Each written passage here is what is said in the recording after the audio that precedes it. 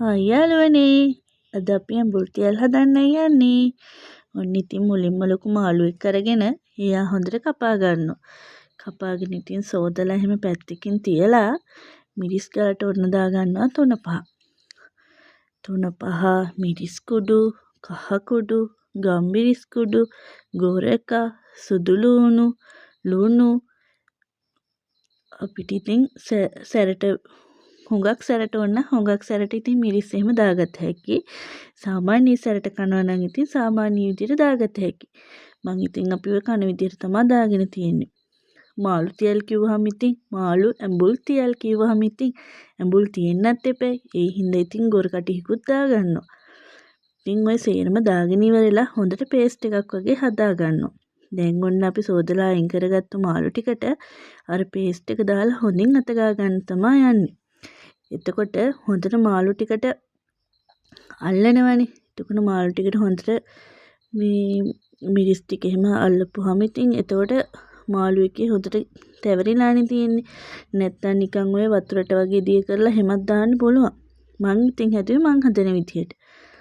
ওই විදියට ඉතින් ඔයාලත් හදලා බලන්න. ඇත්තටම රසට තියෙනවා. ඉතින් ওই විදියට ඔක්කොගේම මාළු කෑලි ටික වල හතුරලා ඉවරලා ඊට පස්සේ කෙහෙල් කොලයක් අරගෙන තවා ගන්න ඕනේ.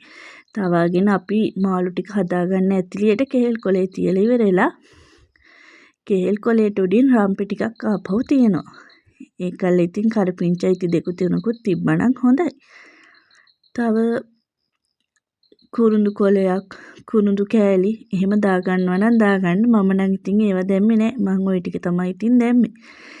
පස්සේ ඉතින් ඒ සේරම දාලා අපි අර හදාගත්තු මාළු ටික කෑල්ලෙන් කෑල්ල අහුරගන්න තමයි යන්නේ. ওই විදියට එකින් එක අහුරගත්තාම දැන් අපි ගන්නකොට කැඩෙන්නේ නැති විදියට ගන්න. නැත්තම් ඉතින් මාළු කෑලි නැති වෙයි.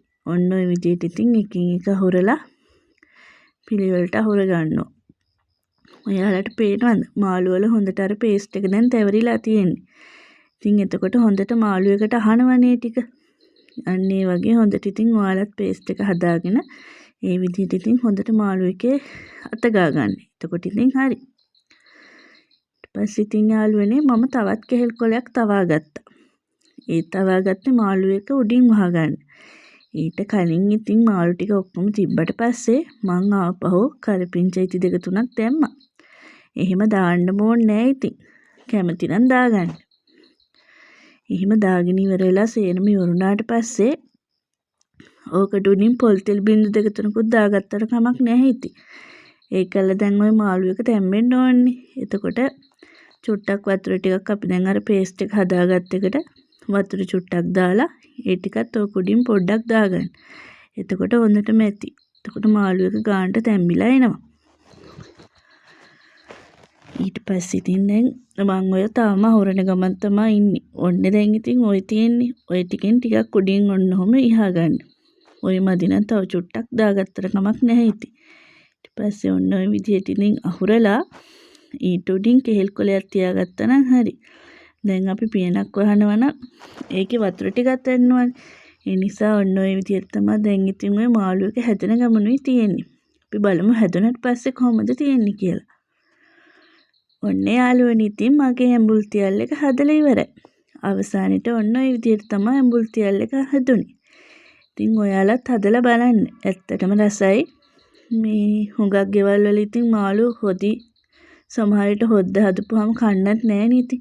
ওই විදිහට හදපුවාම ඉතින් කන්නත් පුළුවන්. ඔයාලත් ඉතින් හදලා බලන්න. මං හදපු විදිහ තමයි ඔය. ඇත්තටම රසයි. ඔයාලා හදන විදිහත් ඉතින් කොහොමද කියලා මට කමෙන්ට් එකක් දාගෙන යන්න. මං හදපු විදිහ තමයි ඔය. ඉතින් යාළුවනේ මගේ වීඩියෝ හොඳයි නම් මාව සබ්ස්ක්‍රයිබ් කරන්න. කමෙන්ට් එකකුත් දාගෙන යන්න ඉතින්. එහෙනම් ඉතින් හැමෝටම බුදු සරණයි.